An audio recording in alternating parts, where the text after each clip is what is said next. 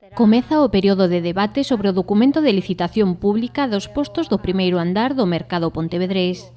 En total son 36 os ocos vacantes, que se reparten en 23 unidades, xa que algunhas agrupan o espazo de 3 postos. O borrador das bases recolle que o destino dos postos non pode entrar en competencia directa cos da planta baixa. Que o destino dos postos do primeiro andar non poden entrar en competencia directa cos postos que hai abaixo.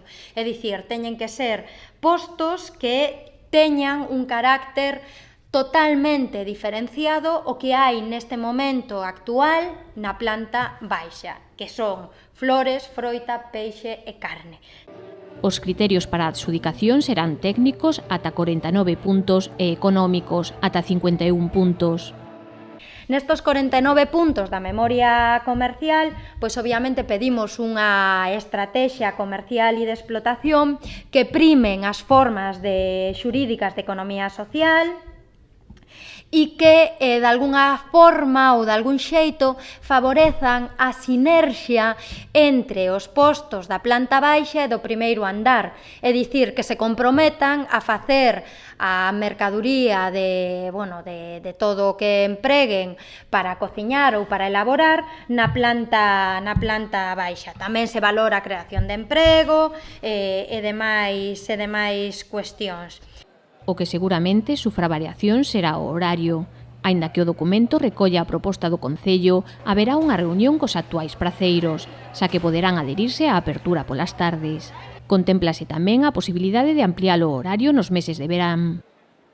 O horario que nos propoñemos de luns a venres é que se abra de mañá dende a apertura da praza, que son, por regla, 6 da mañá, ainda que os luns abren un poquinho máis tarde, ás 8, pero bueno, a apertura da praza ata as 14 horas, ata o mediodía, vale?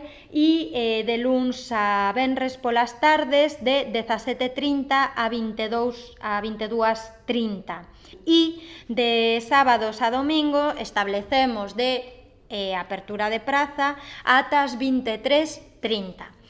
Os postos adxudicaránse en réxime de autorización por un ano prorrogable por 3 anos máis, para posteriormente optar a concesión. O custe para os adxudicatarios dividirase en 2 tramos, o canon de concesión de algo máis de 350 euros na categoría máis alta e a taxa de servicios, de case 89 euros na opción máis cara.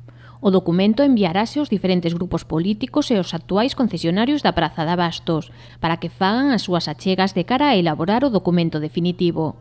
A previsión é que nunhas 3 semanas se poda levar a Xunta de Goberno para sacar a licitación. En xaneiro de 2019 debería estar funcionando o mercado a pleno rendemento. A concelleira de Promoción Económica considera unha oportunidade de ouro para recolocar a Praza de Abastos no mapa e dinamizar este equipamento público.